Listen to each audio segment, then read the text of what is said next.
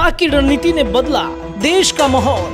कांग्रेस चिल्लाती रह गई, मोदी ने बदल दिया पूरा कानून। मोदी शाह की रणनीति से घबराए अपराधी पापियों को चुन चुन के सजा देंगे अमित शाह। 15 अगस्त 1947 जब पूरा देश आजादी के जश्न में डूबा हुआ था, हर तरफ तिरंगा झंडा लहरा रहा था। कई दशकों से ब्रिटिश हुकूमतों द्वारा किए जा रहे अत्याचार से आज़ादी मिली तो मानो ऐसा लगा जैसे भारत को नया जीवन दान मिल गया हो। इस आज़ादी की लड़ाई में कितने वीर सपूतों ने अपने प्राणों की आहुति दे दी। कई माँ के कोख सूने हो गए। लेकिन जैसे ही आज़ाद भारत के सुबह का आगाज हुआ, हर तरफ जश्न ही जश्न था। भारत भले ही अंग्रेज की गुलामी से 1947 में आज़ाद हो गया था, लेकिन अभी तक हमारा कानून इन्हें गुलामी की बेड़ियों में बंधा हुआ था। भारत की आज़ादी की खुशी भी थी और इस बात का दुख भी था कि कितने दशकों के बाद भी भारतीय न्यायालयों में ब्रिटिश द्वारा बनाए गए ही कानून बरकरार थे, जो उन्होंने उसे वक्त और अपनी सहूलियत के हिसाब से भारत की जनता को न्याय देने के लिए नहीं बल्कि सजा देने के लिए बनाए थे। अभी तक कई सरकारें आई और कई प्रधानमंत्री भी बने, पर किसी का भी ध्यान इस तरफ नहीं था। लेकिन माननीय प्रधानमंत्री नरेंद्र मोदी ने 75वें स्वतंत्रता दिवस के अवसर पर भारतीय न्याय प्रणाली को औपनिवेशिक कानून से मुक्त करने का संकल्प लिया।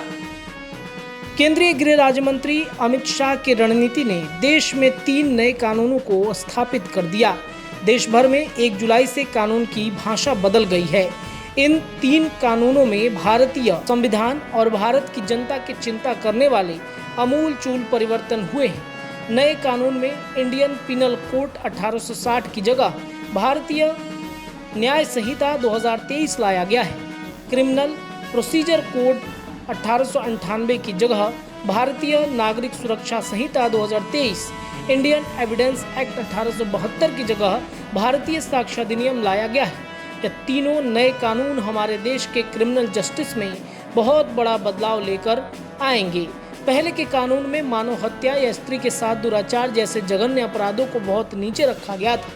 वहीं राजद्रोह की खजाने की लूट और शासन के अधिकारियों पर हमले जैसे अपराध को इनसे ऊपर रखा गया था।